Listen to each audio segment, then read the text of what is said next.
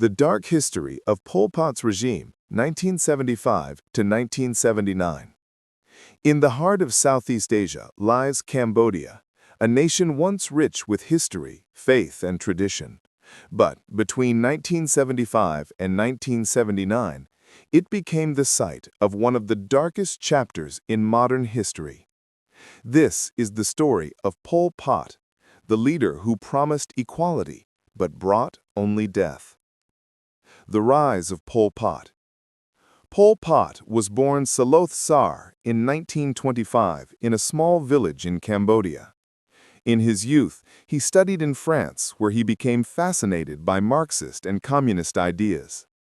Like many young intellectuals of the time, he dreamed of a classless society, one where peasants and workers would be equal and free from corruption. When he returned to Cambodia, he joined the underground Communist Party, and slowly he began to climb in power. By the late 1960s, his movement, known as the Khmer Rouge, had begun a violent revolution against the Cambodian government led by Prince Norodom Sihanouk and later Lon Nol, who took power after a US-backed coup in 1970. During this period, Cambodia was caught in the crossfire of the Vietnam War. American bombings devastated the countryside, killing tens of thousands of civilians. These attacks helped the Khmer Rouge gain support among the poor and angry villagers. By April 17, 1975, the Khmer Rouge entered Phnom Penh, the capital of Cambodia. People celebrated, believing peace had come after years of civil war. But that peace would soon turn into terror. Year Zero, the beginning of the nightmare. Once in power, Pol Pot declared a new beginning, Year Zero. The old Cambodia was to be erased. Everything connected to modern life, religion, money, and education was seen as evil. The Khmer Rouge sought to build a pure agrarian communist society where everyone worked the land and no one owned property.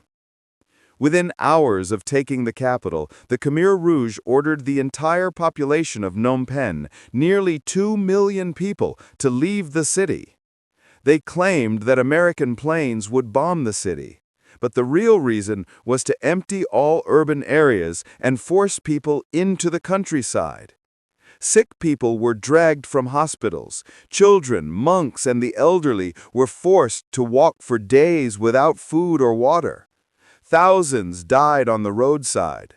The evacuation marked the beginning of the Cambodian genocide. Life under the Khmer Rouge. The Khmer Rouge renamed the country Democratic Kampuchea. The population was divided into groups: old people, peasants loyal to the revolution, and new people, city dwellers, intellectuals, and professionals. Everyone was forced into communal labor camps. Families were separated, husbands and wives sent different work sites, children taken away to be raised by the state. The idea of family was destroyed, replaced by loyalty to Angkar, the organization, the mysterious ruling body controlled by Pol Pot and his inner circle. Religion was banned. Monks were defrocked, temples destroyed, and books burned. Wearing glasses, speaking a foreign language, or showing signs of education could be a death sentence. People worked 12 to 16 hours a day in the rice fields with little food, often just a few spoonfuls of watery porridge. Disease, starvation, and exhaustion became part of daily life. Pol Pot believed that Cambodia could produce 3 tons of rice per hectare, an impossible dream that drove workers to death. The regime's slogan was chilling: "To keep you is no benefit. To destroy you is no loss." The killing fields. Across Cambodia, the Khmer Rouge established thousands of execution sites, now known as the killing fields. Prisoners accused of treason, often without evidence, were taken to be tortured and killed. The most notorious of these sites was S21 Prison, also known as Tul Sleng, in Phnom Penh. Once a high school, it became a place of unimaginable horror. Inside S21, prisoners were interrogated, beaten, and forced to sign false confessions, claiming they were spies or enemies of the revolution. After days or weeks of torture, they were transported to Chuang Ek, where they were executed, often with farm tools to save bullets.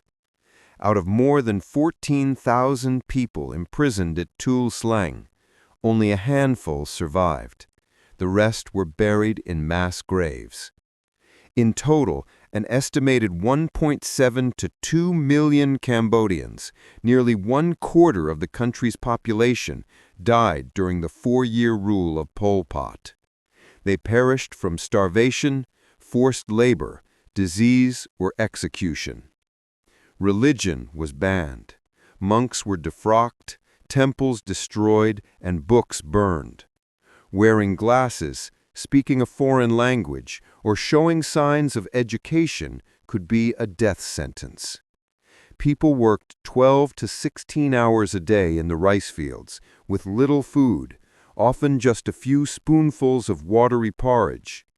Disease, starvation, and exhaustion became part of daily life. Pol Pot believed that Cambodia could produce 3 tons of rice per hectare, an impossible dream that drove workers to death. The regime's slogan was chilling: "To keep you is no benefit. To destroy you is no loss." The long road to justice. After his fall, Pol Pot lived in hiding for nearly 2 decades. He continued to command remnants of the Khmer Rouge, but his power weakened.